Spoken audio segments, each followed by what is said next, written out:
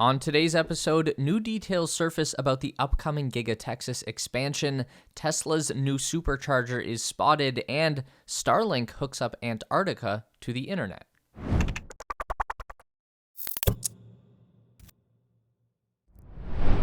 A new filing made in Texas has revealed the planned expansion of Tesla's Gigafactory in Austin, a project that will reportedly see Tesla making an investment of around $717 million.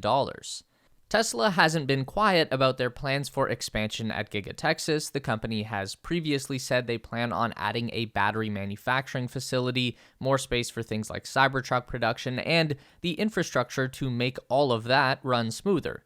In fact, this isn't even the first permit Tesla has filed for this location. Back in June 2022, Tesla applied for a new 500,000 square foot general assembly area, which in architecture terms means a multi-purpose factory area. As that sort of zoning wouldn't allow for things like battery construction, it was assumed at the time that this would likely be for the Cybertruck and expansion of the regular Model Y and 3 lines. Basically, an add-on facility to support some expected growth. The new filing seems to reframe that original one, showing a change to the scope of work that Tesla is expected from their Texas facility. The expansion plans for an additional 1.4 million square feet of space spread over 4 buildings. The largest of these is being called Cell 1 for now and is detailed to be 693,000 square feet and cost about $368 million, the largest chunk of Tesla's proposed investment. Given the size, it's likely that this building is replacing the one previously detailed in the 2022 filings. It's not impossible for both to be on the docket, but unlikely given the scale Tesla seems to be going for.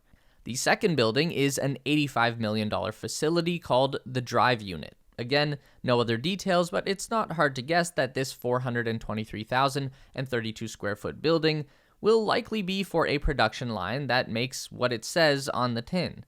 Next up, we finally get some confirmation on battery creations with the cathode building.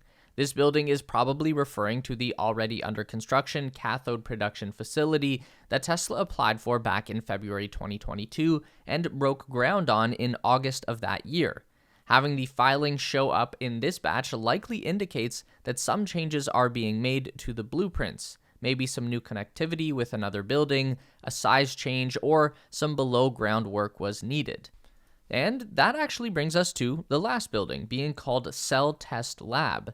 This is a much smaller building, only 2,560 square feet, and will cost Tesla $3.7 million.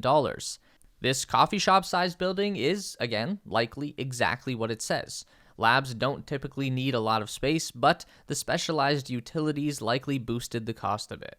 Like we said earlier, none of this overrides earlier filings like the one for the General Assembly building back in 2022, a filing in December 2022 for a 174,878 square foot plastics building is reportedly still in progress, but without knowing any more, it's hard to think that Tesla could be making such a large investment of money and space and still be thinking of making a general use building right now. The construction for all of these buildings is, in typical Tesla fashion, due to begin inside of the next couple of weeks or so and due to continue into 2024. That matches up with the ramp up to production of the Cybertruck, batteries, and the other models that Tesla talked about in their shareholder meeting last year, so these filings are likely to be the final ones before ground breaks. The other thing filings are good for is cutting through ambiguity. It's one thing to hear Tesla talking about their plans for Giga Texas's expansion for the last couple of years. It's another to see a legal notice that they'd like to break ground. Filings can't happen unless the buildings are designed, drafted, and a contractor has been hired to start construction, which is why it always seems so lightning quick when Tesla goes from filings to breaking ground in as little as a couple days.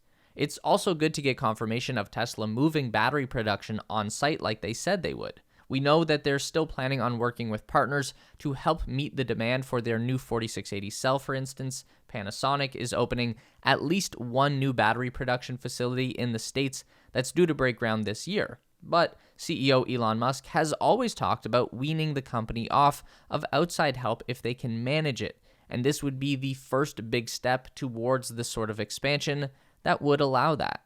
On top of all of this, production ramp-up of the Model Y, as well as getting Cybertruck production up and running this year, required an expansion to the facility. So, seeing these filings go through confirms that Tesla is trying to stay on the timeline they set during their last shareholder meeting. One last bit of caution for eager Tesla fans: filings aren't set in stone. They can and often do change depending on if a company changes the scope of the building, the design, or runs across problems during construction. So keep an eye on the build site, because over the next couple of weeks, activity there will tell us exactly what's going on. A new design of Tesla's supercharging stations that appears to be CCS compatible was leaked on Tesla's mobile app on January 20th. The design of what's being called the Magic Dock made an appearance along with a filter to allow drivers to search for CCS-capable Tesla locations, and the location of the first of these stations, Hawthorne, California. The image shows a bulkier charger head, likely CCS compatible, so vehicles other than Tesla's can utilize the more than 40,000 charging stations run by the EV giant. And also, so Tesla can meet the requirements for upcoming government grants meant to encourage the investment in green infrastructure. The image is a little dark, but the folks at Drive Tesla lightened it up a bit, and there it is. That bulkier charge head is very clear and looks a lot like the European CCS2 capable versions. While the image could have been updated in the app by mistake, it's already been taken down. It's also not a secret that Tesla was working on solutions to this issue, promising the White House that they would work to adapt their superchargers to be able to service vehicles made by competitors. In July 2022, the White House made mention that Tesla had committed to adapting their tech in this way, which seems to be what this Magic Dock is going to be. Which makes sense, as North America isn't the only continent forcing Tesla to make these sorts of changes. Europe has also made this demand, and the adoption of non-Tesla specific superchargers by the company mirrored what we're seeing with this leak. The image updates and also the addition of a filter in the Tesla app that allows drivers to search for CCS-compatible stations. The Combined Charging System, CCS, is the current standard for North American electric vehicles, and while Tesla has been making a push to replace that standard with their own charger design, that particular effort is likely going to take time, if it ever happens at all. For now, it seems that Tesla is preparing to do what they did in Europe by introducing CCS-compatible charging stations and opening their service stations up to all EV drivers. And even though the changes were removed from the app quickly, they appeared to be more or less finished, so it's likely the official announcement is just around the corner. Starlink's primary objective, to bring the internet to the most remote regions of the world, has successfully hit a new milestone as researchers living in Antarctica report that the satellite system is working very well.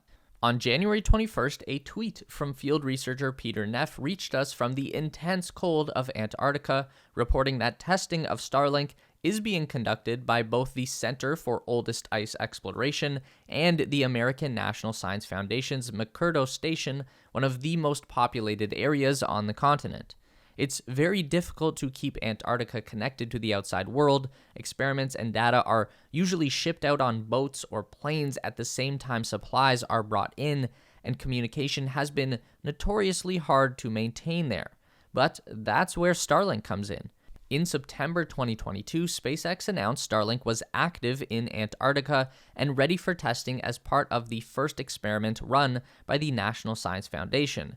After it proved itself very useful, the NSF started a second round of testing with the Center for Oldest Ice Exploration, COLDEX, in December of 2022.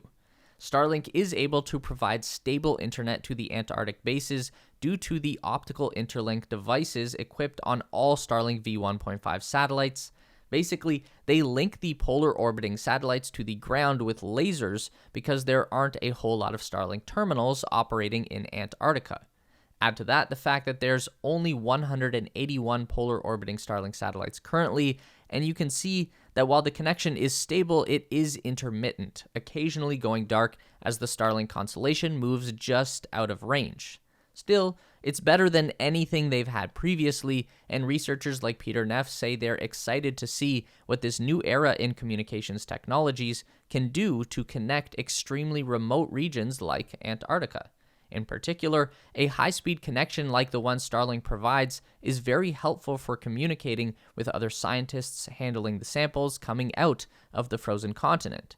Coldex, for instance, studies the ancient ice buried in the Antarctic shelf for data that might help us figure out solutions to climate change. It does take a bit of time for physical samples to get flown or boated out, but being able to send relatively large packets of research data back and forth is incredibly valuable to the isolated researchers. SpaceX is expecting to have as many as 520 polar orbiting Starlinks up and running in the next year or so, which will help make the connection less intermittent, but until then, the scientists on the underside of the world are just happy to be able to send us some pictures. Don't forget to give this video a thumbs up today if you liked it. That is so important for getting our content out to more people. If you enjoy the content, then you'd probably also enjoy our weekly newsletter, so sign up with the link down below at theteslaspace.com.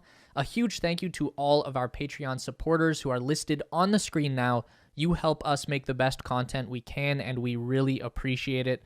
Thanks for watching, and we'll see you in the next one.